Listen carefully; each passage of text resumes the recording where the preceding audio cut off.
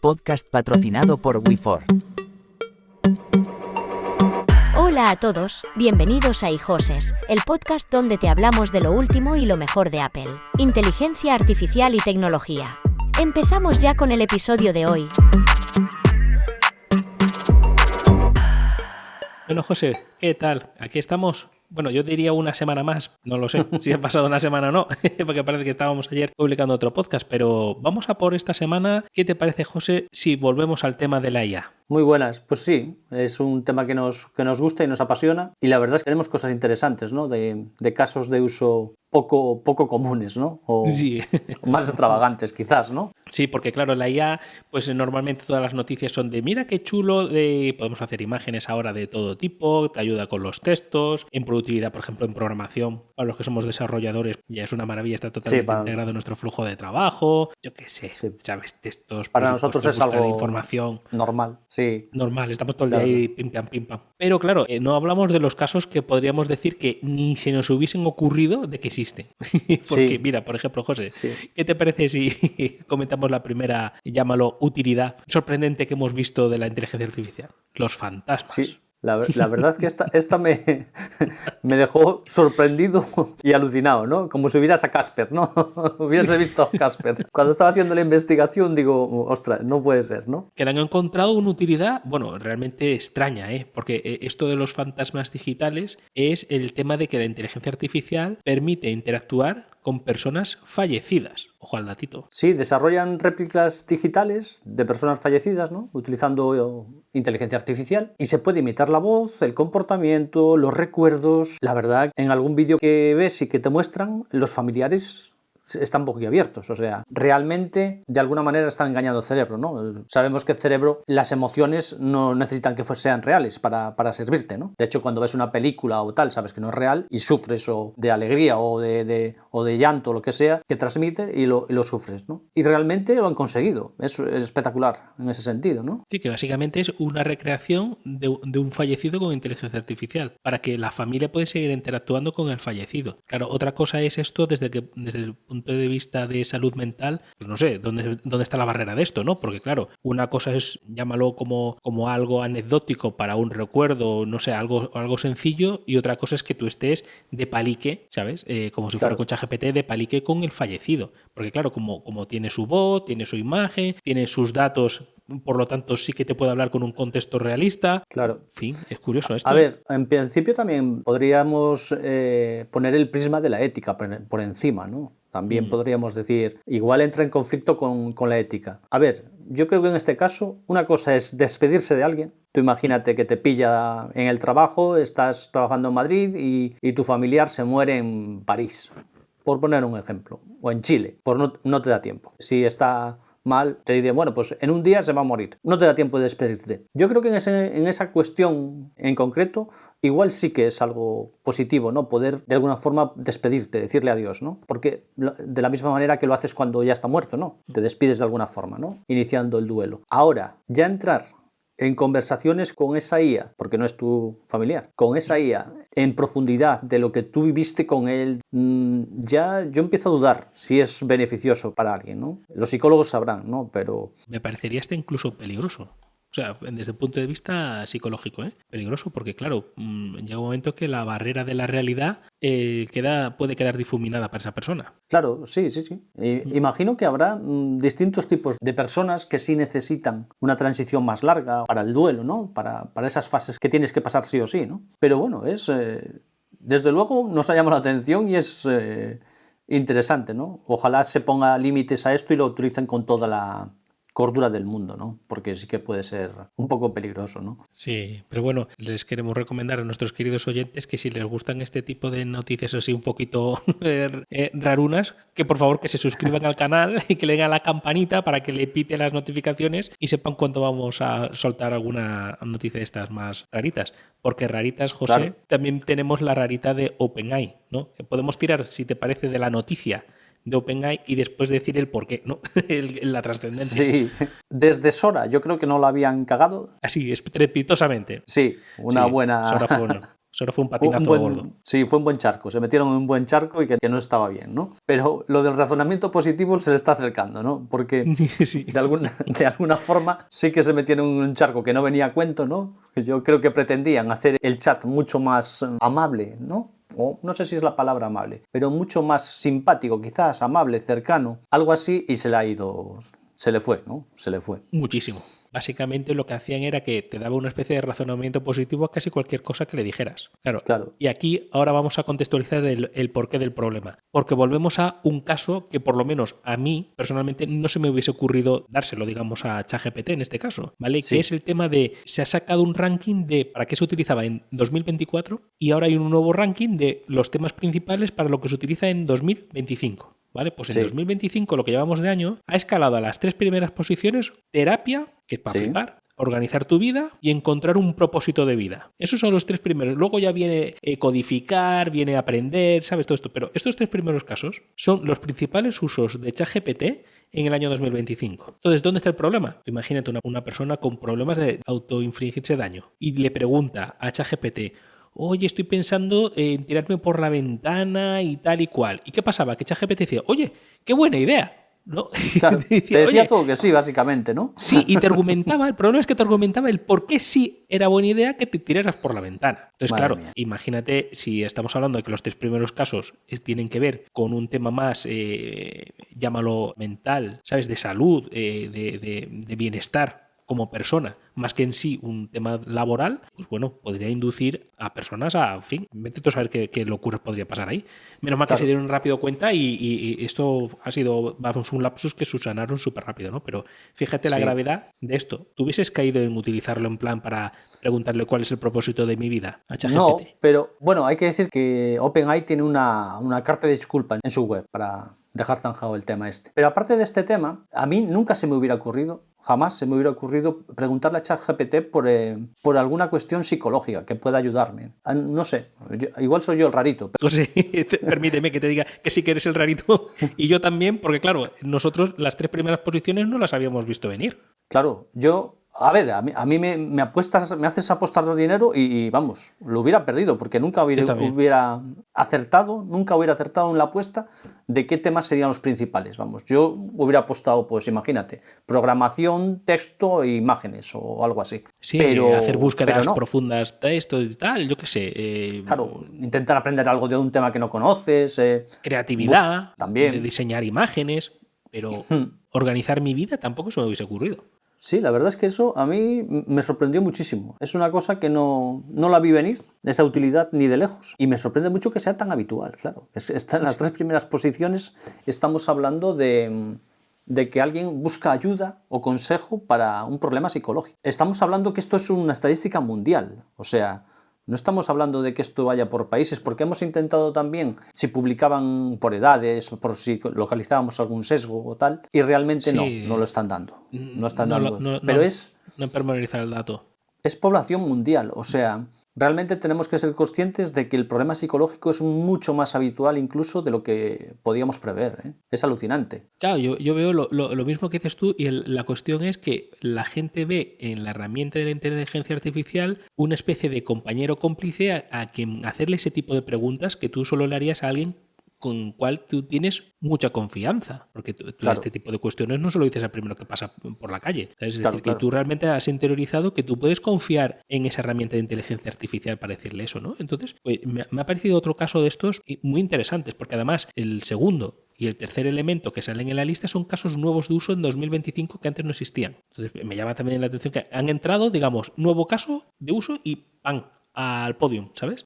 Pero vamos a más casos, José, vamos a más casos, que aquí la cuestión es Sí. que esto a lo solo es mejor el principio, sí. mucha gente sí que se lo podría venir, pero el de los vídeos generados con inteligencia artificial que sirven como prueba judicial, tú esto te la veías venir, porque esta también tiene tela. Ni de lejos, ni de lejos. Eso ocurrió en un tribunal de Arizona, en Estados Unidos. Lo que han hecho es recrear la opinión del de que demanda, digamos, del afectado. Lo han recreado en un vídeo de IA. El tío estaba muerto ya. Creo que era un caso que le habían pegado un tiro y querían saber la opinión de la persona fallecida. Pero claro, ya está fallecida. Y lo metieron en un vídeo. Lo presentaron así al jurado, ¿no? Entonces, no sé, a mí me parece una un poco, no sé cómo llamarlo. Tu idea está rara. Sí, no. De presentarlo en un juzgado. Es una forma de influir en el jurado un poco mezquina, ¿no? Incluso, no sé, se me ocurre, ¿eh? Es que no sé cómo lo habrán utilizado y qué límites le habrán puesto, pero bueno. Claro, dicen que no fue decisiva la sentencia, pero sí que es verdad que le da una dimensión emocional de cara al jurado. Claro, claro. Porque están, entre comillas, hablando con el fallecido, o viendo una presentación del fallecido, ¿sabes? Pero es sorprendente. A mí me sorprende que en la justicia le hayan permitido utilizar esta tecnología, ¿no? Pero bueno, a ver, es lo de siempre. No vamos a ser nosotros los que pongamos puertas al campo. O sea, la tecnología está ahí y va a ser utilizada, y la inteligencia artificial va a ser utilizada en todos los casos que te puedas imaginar. También es verdad que si tiene que pasar por primera vez en algún sitio, tiene que ser en Estados Unidos, ¿eh? Sí. Quizás sí, ¿no? Pero bueno, también es una posibilidad bien empleado, bueno, como todo en la tecnología o como todo en la vida, ¿no? Bien empleado es una posibilidad, ¿no? De poder decir qué pensaba este hombre, si alguna vez se habló de ese tema, en realidad de ese problema, ¿no? Que le ha surgido y que lo llevó a la muerte, ¿no? Entonces, no sé, es una dimensión emocional un poco inquietante a veces, ¿no? Pero bueno, ahí está. Sería interesante saber si esto se vuelve a repetir, es decir, si empieza a haber, llámale, un patrón de uso en los juzgados de Estados Unidos, o sea, que si se ha quedado en un mero hecho anecdótico o si que realmente empieza esto a tener, digamos, ya no tanto digo de peso desde el punto de vista de sentencia, pero sí de, ¿sabes?, de la puesta en escena, ¿sabes? Por parte, yo sé, de la defensa o de la acusación. Porque, vamos, a mí me resulta sorprendente que lo hayan aceptado tan rápido. Sí. Con la IA tan verde, quiero decir, tan rápido desde el punto de vista evolutivo de la inteligencia artificial, ¿no? Porque mira, la adopción de la tecnología quizás en estos ámbitos es más... Se esperaba que fuera más tarde, ¿no? Quizás, ¿no? Algo más conservadoras, ¿no? Desde ese punto de vista. Sí. Quizás sí. Pero bueno, si vamos a otro caso, por ejemplo, el descubrimiento de geoglifos en las líneas de Nazca. Esto ya, por ejemplo, ya sí que parece que aquí sí que como que tiene sentido, ¿no? En temas, por ejemplo, más llamados arqueológicos. Sí, está bien. Aquí, claro, no hay implicación humana. Entonces, como no puedes perjudicar a ninguna persona humana ni influenciar de forma negativa, pues aquí, pues bueno, es un uso más, ¿no? Han descubierto unos 300 nuevos, ¿no? Geoglifos, o sea, sí, en las líneas de Nazca, ¿no? Es que, porque al final lo que hicieron fue analizar imágenes aéreas, bueno, y de satélites, ¿no? Sí. Y se lo enchufaron a la IA para que encontrara estos 300 nuevos geoglifos allí en Perú. Claro, esto nos pone sobre la senda de lo que veníamos diciendo siempre nosotros, ¿no?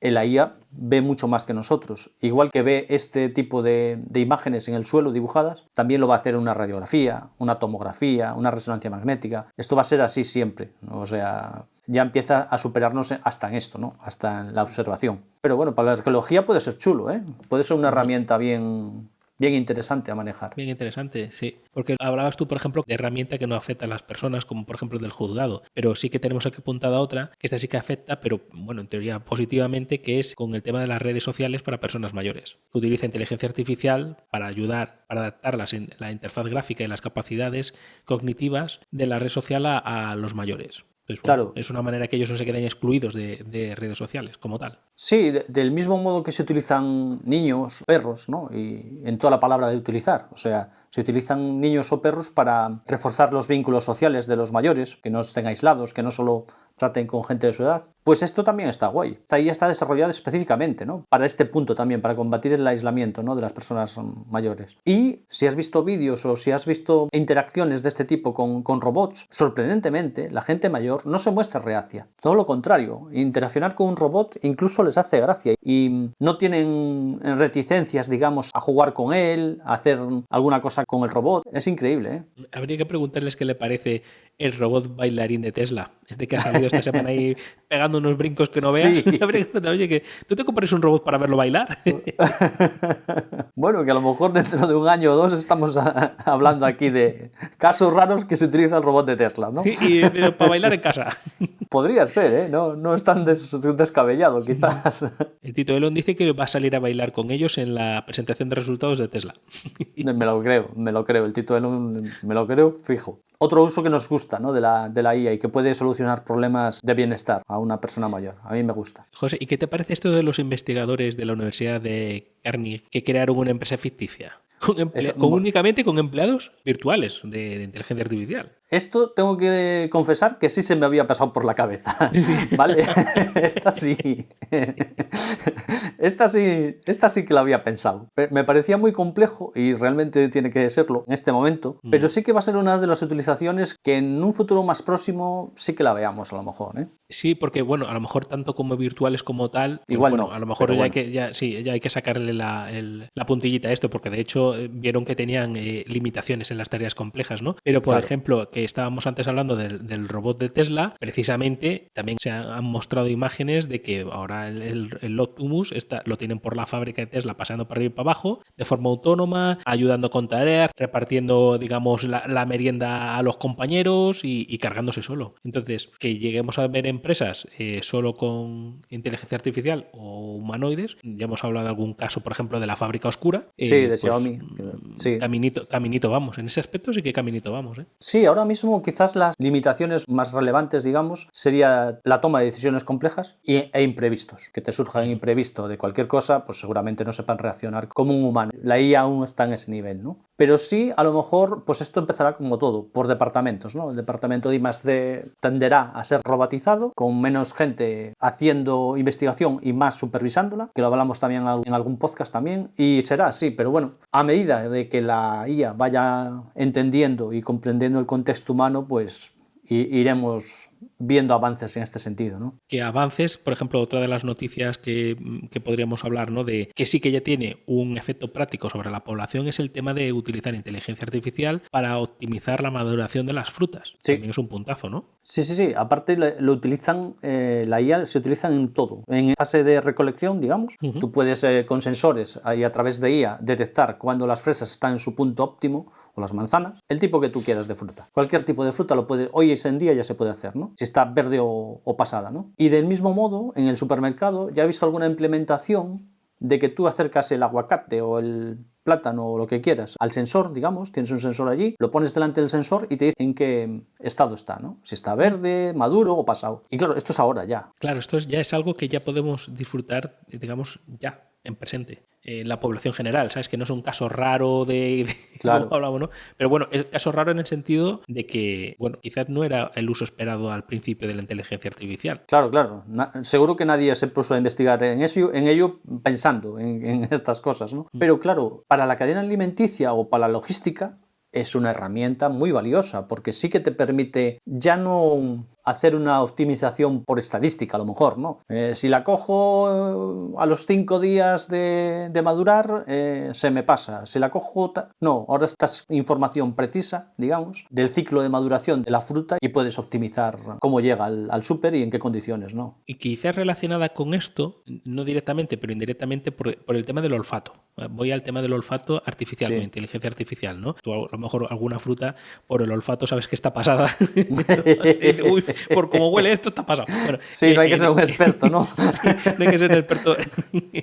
Pero en base a eso me lo llevo al terreno de que con inteligencia artificial y olfato artificial lo que ahora pueden es detectar gases tóxicos. Claro, el tema está en que en zonas de catástrofe o en zonas industriales, ¿no? Imagínate una fábrica que fabrica amoníaco, imagínate. Pues al final la exposición del humano a un problema es fácil. Es fácil porque tienes elementos tóxicos que están en el ambiente y te pueden afectar, ¿no? Si estas narices electrónicas se las pones al perrito este que vemos tan habitualmente ya y lo llevas de paseo por la fábrica y le organizas los paseos a tal hora, pues te aseguras, ¿no?, de que el ambiente es suficientemente sano para las personas y tienes una seguridad, ¿no? Ahí muy bien. Sí, es que, por ejemplo, lo podemos hablar desde puntos interesantes, como por ejemplo también en un ámbito tipo una mina, pero también lo veo muy interesante desde, por ejemplo, con las catástrofes, ¿no? Porque las minas a lo mejor tú ya eso es planificable y tú puedes poner los sensores que sean desde un punto de vista de planificación. Pero, por ejemplo, cuando vino aquí el desastre en España con la Dana, en Valencia, había zonas que podría haber gases tóxicos. Claro, pero tú no podías saberlo de primera mano porque lo normal es que ahí no hubiera nada en unas condiciones normales. Pasa que como se lió la que se lió, vamos, estaba todo destrozado, entonces no había manera de saberlo. Entonces había que meter pues profesionales, bomberos o detectores. En este caso, este olfato de inteligencia artificial podría haber ayudado mucho. Claro, es que date cuenta, si le metes la IA para detectar olores tóxicos o gases tóxicos, ¿no? También lo puedes hacer con imágenes, también lo puedes hacer para detectar gente atrapada en el sitio, también, o sea, puedes empezar a implementar una serie de detectores en el perro mecánico que no sé cómo llamarlo, pero bueno, lo puedes implementar y te puede dar una visión, incluso que te haga un plano. Si le metes un LiDAR, te puede hacer un plano de la cavidad donde te has metido, cómo está en ese momento, ¿no? O sea, las aplicaciones en este sentido sí que son muy amplias y muy beneficiosas, o sea... Muy beneficiosas, sí. Es una herramienta para bomberos, para equipos de emergencia, para la UME aquí en España o equipos de emergencia, como digo, una herramienta bestial en ese sentido. Y José, también hay, por ejemplo, en el tema del arte, en el tema de la reconstrucción de partes de obras de arte que están perdidas, y resulta que la inteligencia artificial, con la información que pueda tener de manuscritos de esa obra de arte, consigue, entre comillas lo de consigue, reconstruir las partes perdidas para que tú puedas verlo, digamos, en su plenitud, sin las partes perdidas. Eso sí que es un punto esperable, pero bueno, no deja de quitarle mérito, ¿no? Tampoco es habitual, ¿no? Porque lo puede hacer tanto en una obra de arte como en un edificio. Tú le plantas la IA al Coliseo de Roma, por ejemplo, por poner un caso muy llamativo, y te puedes hacer una reconstrucción bastante fidedigna, ¿no? A lo que en su día fue, ¿no? Entonces, las aplicaciones son muchísimas, ¿no? Nos acerca un poquito más a saberlo cómo eran y qué pasó en esos sitios, porque todo esto son pistas para la gente que estudia la historia, ¿no? Está genial. Y también tenemos, José, por otro lado, la generación de música con inteligencia artificial. Es verdad que esto quizás no sea un caso, entre comillas, sorprendente, porque ya teníamos casos tipo Suno, pero este de Google le da una pequeñita vuelta de tuerca a eso, ¿no? Sí, la verdad es que no solo genera canciones, sino también sirve como plataforma para introducir ritmos complejos o cambios en función del input que le metas, ¿no? O sea, es un puntito más, ¿no? Sabemos que Suno tú le dabas una descripción de haz una canción de rock de no sé qué. Música country, esta es la letra y tírale, básicamente. Y ya está. Y el tío lo hacía, ¿no? Pero bueno, aquí es una herramienta un poco más depurada, digamos, ¿no? Más para ayudar a los creadores de música para afinar, ¿no? Y bueno, esto es lo de siempre. Y al igual que la generación de imágenes en manos de un profesional es una cosa y en manos nuestras es otra bien diferente. Sí, digamos. Nosotros ni con IA. Pues esto es igual, ¿no? Nosotros podríamos hacer una canción que en la vida a lo mejor la podríamos haber hecho, ¿no? Y podríamos generar con esto una canción, pero claro, cuando esto lo coja alguien que sepa generar música o crear música, pues el efecto va a ser muy, muy diferente, ¿no? Pero bueno, está muy bien. Y José, si te parece, para terminar, hay otro caso de uso que sí que me ha sorprendido a mí bastante, que es el tema de utilizar inteligencia artificial para la detección de submarinos. ¿Sabes? Porque parece ser que la Royal Navy de Reino Unido está usando inteligencia artificial para detectar submarinos rusos, usando planeadores submarinos autónomos, ¿sabes? Básicamente lo que hace es analizar las firmas acústicas de los submarinos rusos con alta precisión. ¿Qué te parece esto? Vamos, ya me parece increíble.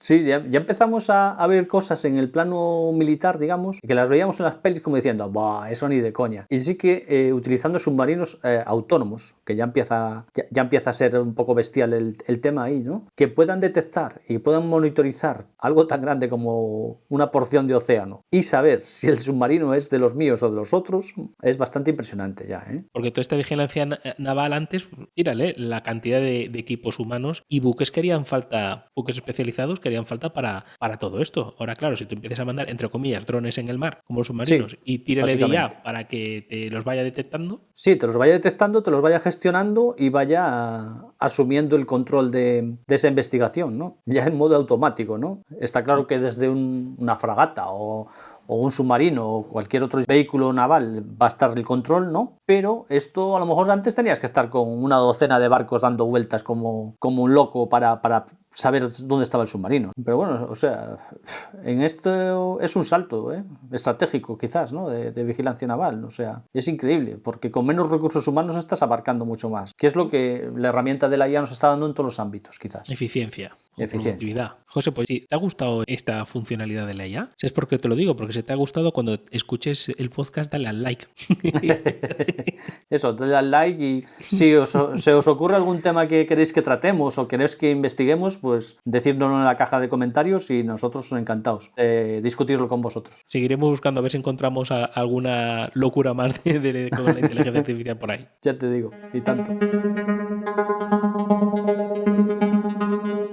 Bueno, y las las noticias que llevamos estos días acumuladas, como siempre, está todo cargadito de novedades. ¿Qué te parece, José, si empezamos por Tesla, ¿no? Que últimamente está a tope? Sí, están volviendo a la senda del trabajo, ¿no? Ya que el Tito Elon ha abandonado el gobierno de los Estados Unidos y empieza a trabajar ya. Sí, bueno, realmente la noticia no es tanto de Tesla, sino una consecuencia, ¿no? de Tesla. Sí. Bueno, que ahora la ONU ha metido mano y ha regulado lo que es el inicio de las maniobras de los sistemas autónomos de conducción, ¿eh? Estamos hablando de la conducción autónoma de los coches. Lo ha regulado y va a estar permitido a partir del 26 de septiembre de este mismo año. ¿Qué te parece? Sí, bien, me parece una buena idea para que se dejen de conflictos, ¿no? de normas. Lo que pasa que es supervisado, ¿no? De momento es el tema supervisado. Pero bueno, Sí. por algo se empieza. Por algo hay que empezar. Sí, porque aquí en Europa tela. Claro, aquí la gracia es que deja que el coche empiece la maniobra antes de que el humano, digamos, ejecute la acción, ¿no? Entonces, básicamente es lo que hace el coche autónomo, que se empieza a mover y entonces tú estás controlando que se mueva correctamente. Entonces, eso es concretamente lo que han regulado. Claro, esto lo que abre es la puerta es en Europa, porque en otros países esto ya estaba, digamos, legislado, Sí. y en Europa sabemos que aún, en concreto, el FSD, que es la conducción autónoma de Tesla, aún no está permitido. Entonces, bueno, a Claro, partir de esta resolución de la ONU, se espera que por fin el supervisado ya pueda llegar a Europa. O sea, que desde ese punto de vista, para Tesla, genial esta noticia. Sí, es que vamos muy por detrás en Europa en este sentido, de Estados Sí. Unidos y de China, ¿no? Que son los que llevan la delantera en este aspecto. Y nada, ¿qué te parece la siguiente noticia? Que esta te la dejo para ti. Porque Sí, esta... la de Starship. Vamos, es que Exacto. le hemos clavado, pero totalmente. Decíamos la semana pasada que se estaba ya montando el tinglado en Starbase. Estamos hablando del 9º vuelo de la Starship. Lleva ya unos días lo que es el Super Heavy montado ya en la rampa de lanzamiento y se habían hecho las pruebas de lo que es la Starship, de la parte de arriba, Claro. ¿no? Del encendido estático y que había superado las pruebas y tal. Entonces, claro, era de suponer que, Claro, que nos era daba las inminente, pistas. que era inminente. Que- El Tito Elon ha dicho en Twitter que efectivamente la semana que viene, estamos hablando de a partir, lo digo por cómo lo grabamos y como cuando se publica, estamos hablando de la semana del 19 al 25 de mayo, está previsto que haya un lanzamiento, el 9º lanzamiento de la Starship. Y previamente lo que va a hacer es una especie de conferencia Elon Musk para también hablar sobre sus planes de colonización de Marte. Es decir, tendremos en Twitter presentación de sus planes de colonización y después, no sabemos el mismo día o al día siguiente, y después el lanzamiento del 9º vuelo de la Starship. Sí, que por una parte está bien que empiecen a explicar y a detallar los planes y las intenciones de ir a Marte, porque es muy complicado. O sea, está muy difícil aún, ¿no? A mí se me ocurre que presente que diga que el robot este bailarín, diga, oye, ¿y si mandamos El robots bailarines a Marte? Porque este ya sabe por dónde puede salir. Sí, a ver, para el inicio de infraestructura allí estaría bien, sería una buena idea. Que no les afecte la radiación. Claro, la verdad es que estaría guay. Luego tenemos una noticia de Apple, de las Vision O3. Hay una actualización que te puedes desplazar por el contenido simplemente con la mirada. O sea, las Vision O3, que es un sistema de 3D, ¿vale? Que la inmersión puede ser tanto que solo con tu mirada puedas introducirte en un escenario, ¿no? Imagínate en un juego, imagínate un arquitecto que esté diseñando una planta de un edificio, de una casa, que pueda pasear por el escenario tan solo con la vista, ¿no? Me parece un avance espectacular por parte de Apple. Sí, a mí me llama la atención lo de hacer el scroll en una página web. Por ejemplo, ir viendo la página web, ir bajando en ella simplemente con la vista. La verdad es que no sé cómo lo habrán implementado, pero en fin, es verdad que esto no es una patente, digamos, una novedad de Apple, porque esto ya existe en algún otro sistema, pero no sé esta gente cómo lo implementará, porque como siempre ha dado una vuelta de tuerca, ¿sabes? A hacerlo, Sí, llámalo chulo, pues no sé cómo lo implementará, sí. Pero vamos, estaremos atentos, porque eso en teoría se presenta ya en junio, concretamente el día 9. ¿No? Que es cuando Sí. presentan los sistemas operativos, el 9 de junio se presentará. Efectivamente, ahí estaremos para verlo.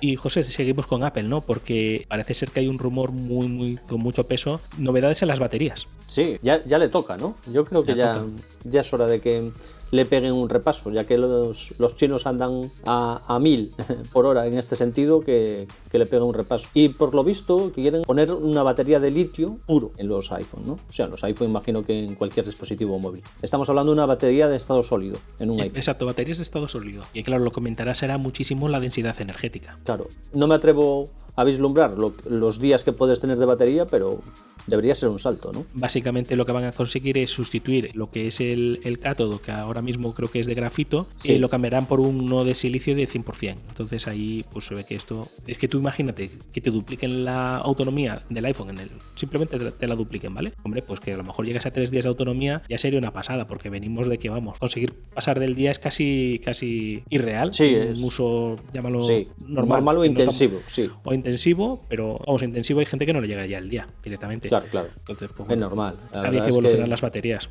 A ver, si llega el estado sólido a las baterías de los coches, también era previsible que al final eso en pequeñito pues llegará a Sí, los móviles. acabará llegando y acabará siendo una mejora. Y José, si te parece, comentas tú, José, la última noticia, porque esto sí que es un bombazo. Lo que pasa es que lo vamos a comentar como noticia porque aquí hay que estudiar bien esto. Pero la noticia de Google, José, puede que sea un antes y un después en la historia reciente de la IA. Sí, y nos hace sospechar que OpenAI también tendrá algo parecido, ¿no? Acaba de presentar el 14 de mayo, Google Deep Beam, ¿no? El Alpha Evolve, que es un agente de codificación. Pero aquí la ventaja es que puede tener un modo creativo con modelos de lenguaje. Han conseguido multiplicar matrices de forma más fácil y han conseguido mejorar la gestión de los centros de datos de Google. Y esto lo ha conseguido él solo, o sea, metiéndole la información, pero después generando o creando información nueva, ¿no? Y he aquí el gran cambio, ¿no? Nos hace suponer que están muy cerca de lo que llamamos una AGI, ¿no? Claro, porque si tú puedes generar nuevas ideas y soluciones innovadoras, es decir, estás haciendo descubrimientos para mejorar. Esos descubrimientos se los autoaplica. Por lo tanto, en la siguiente iteración, esa ya es más inteligente y vuelve a descubrir cosas y se las vuelve a autoaplicar a un poquito más inteligente. Y es un círculo vicioso, ¿no? Esto es un bucle de automejora es un bucle constante. infinito de automejora. Bueno, y lo han implementado en el diseño de chips más eficientes, los hizo más eficientes. O sea, claro, el enfoque está en que si esto lo puedes iterar en cualquier aspecto científico o matemático, pues están ahí, ¿eh? Estamos más cerca de lo que parece, ¿eh? Claro, de la AGI. Lo que ellos han mostrado es la parte de matemáticas, o sea, digamos de peso, la parte de matemáticas y en mejora de chips. Entonces, estás diciendo es que puedes tener ordenadores más potentes y a la vez algoritmos más eficientes y autoprogramado. Entonces, la siguiente iteración, pues y más. Claro, bueno, esto indagaremos bien lo que han dicho, porque parece un bombazo dentro de la IA esto. Sí, a ver, lo han hecho en una publicación de su web, como que no tiene mayor relevancia, ¿no? Y lo cierto es que sí, que tendría unas implicaciones muy importantes, ¿eh? Si esto es así realmente, o sea que estaremos pendientes ahí. Estaremos pendientes, por ejemplo, también el sistema de control que le ponen, porque claro, si tiene nuevas ideas también puede tener la idea de cómo saltarse el control, etcétera, etcétera. Sí, pero bueno. Claro, las implicaciones son más profundas de lo que en principio parece en el artículo. Sí. Pero bueno, no está mal, ¿no? Como noticias de así relevantes de los últimos días, no para la cosa. Sí. No para, ¿no?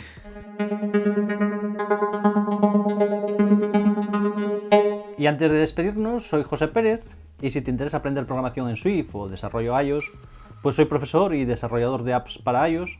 Puedes encontrarme como @josetribesbarco en Twitter, y aquí estaré para hablar contigo.